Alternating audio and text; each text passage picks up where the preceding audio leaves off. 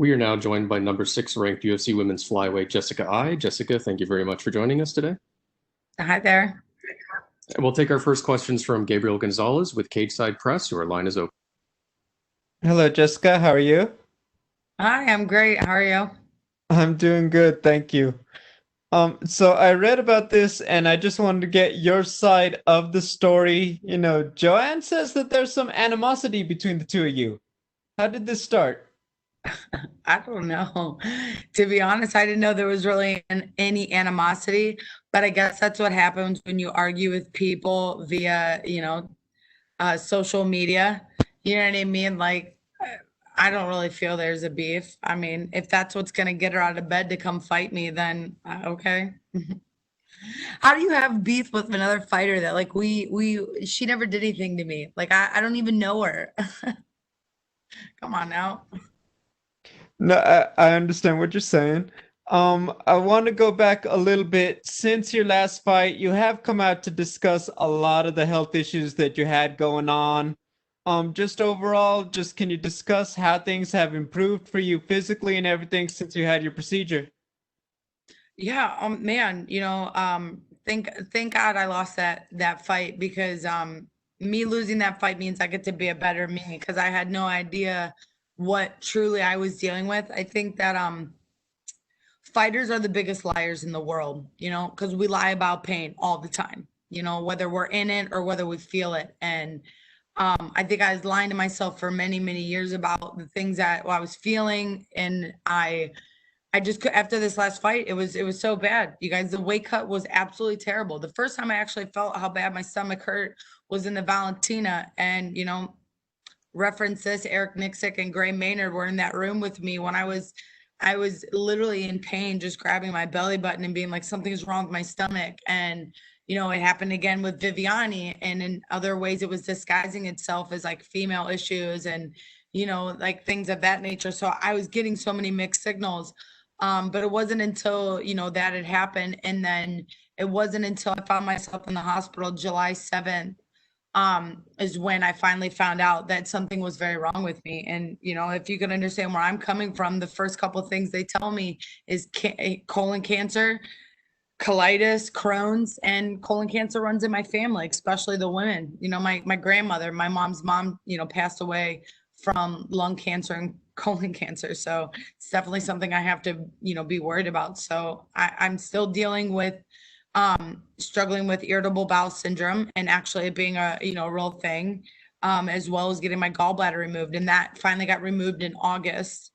August 15th. I think August 9th is the day that we actually found out. And it was just a month worth of testing, you guys. Like I can't even begin to tell you, like that was right on the time that the one gentleman had passed away from colon cancer, and how fast and things kind of were happening, with me. But I was getting tested, new tests every week, to find out till we finally figured out specifically it was the gallbladder.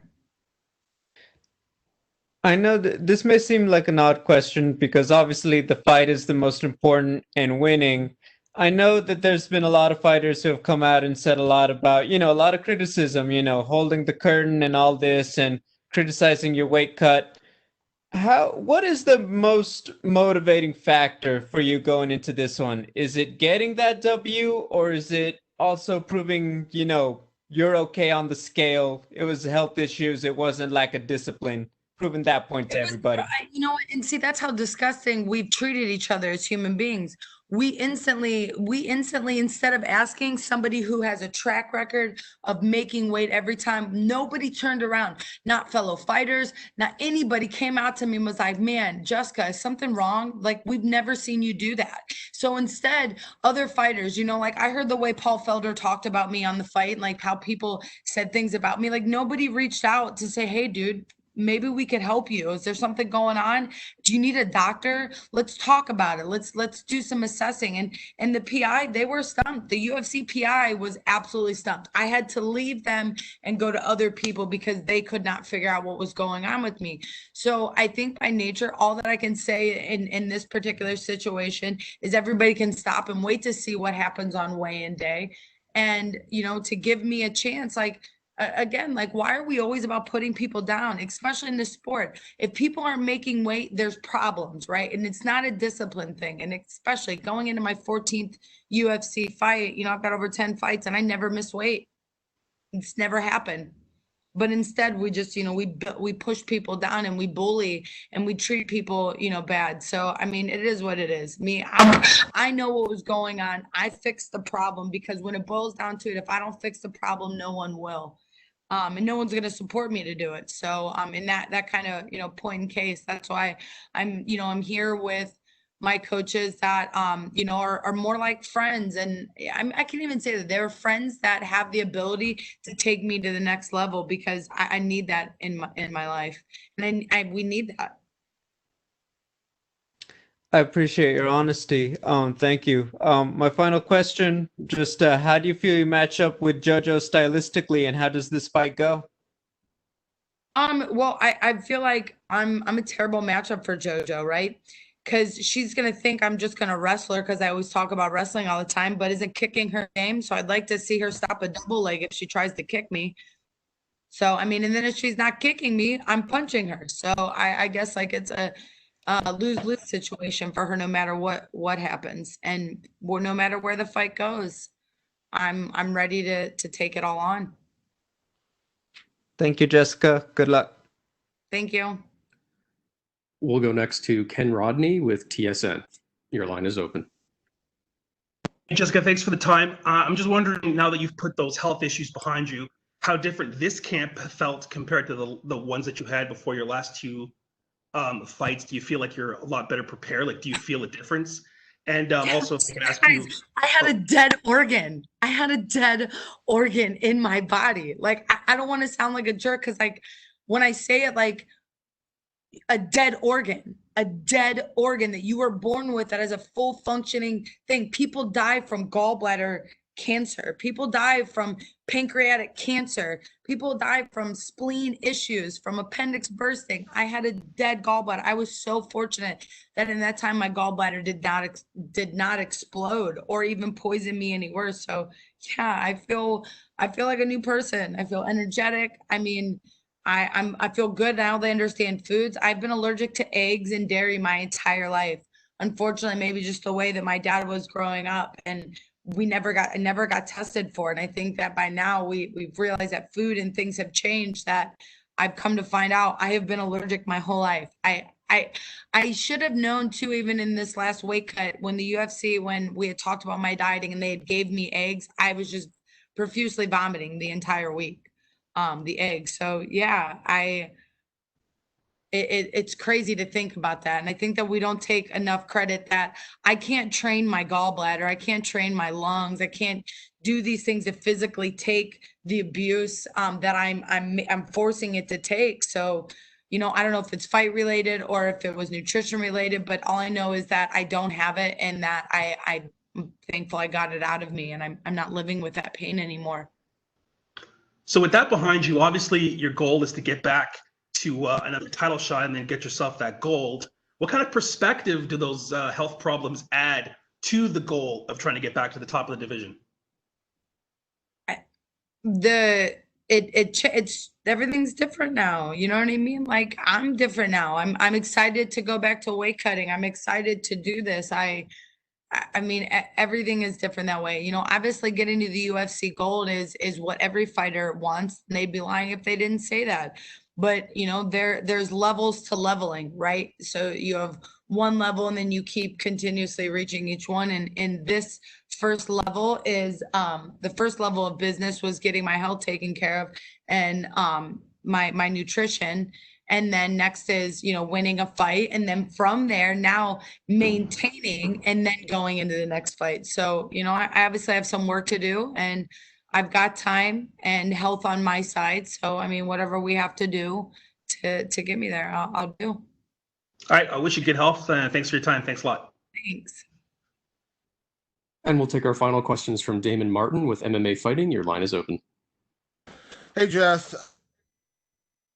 On the gallbladder question, but I'm curious, when you finally got a diagnosis, did they give you a time? Like, did they give you a sense like how long it actually had been like causing you problems? Because I'm sure this is going back a while. Like, did they give you an idea how long your gallbladder's actually been giving you issues? So it usually takes a couple of years, they said. It takes a couple of years for the gallbladder to fully die. So most people get their gallbladder, and it's actually more common in women than it is in men. But it does happen with men.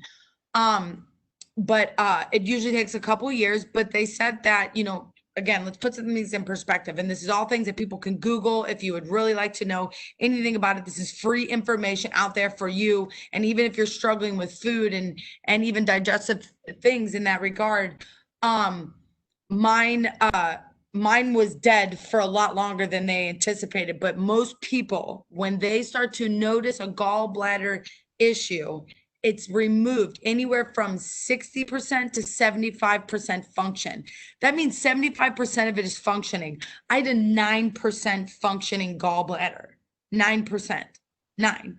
That was completely poisoning my body. So that being said, like, I think it got really, really bad over the past year, but I have to question that. Have I ever had a fully functioning gallbladder? Because I've struggled with stomach pains my whole life. Like I've always had stomach pains. It's been a part of my life, my whole life. And this is the first time since August 15th, and since recovery, I think fully, I should say since September, that I'm not dealing with chronic stomach pains all the time. And if I do get a stomach pain, I know what it is. And I know it's from a food, or I had gotten in contact with something. Like even today, like I had rashes all over my neck. Some of the soap over here that I use, I'm allergic to. So it happens. I have to be very, very careful about everything I do now. With that being said, coming out on the other, you have a health issue like that and you finally get it fixed. I mean, mentality, does it just make you feel better beyond the physical side, just the mental side? Because I know going through those last couple of weight cuts, you're not a person who ever really struggled with making weight or missed weight before. Coming out on the other side of that, can you kind of give me an idea of the mentality now, just being healthy?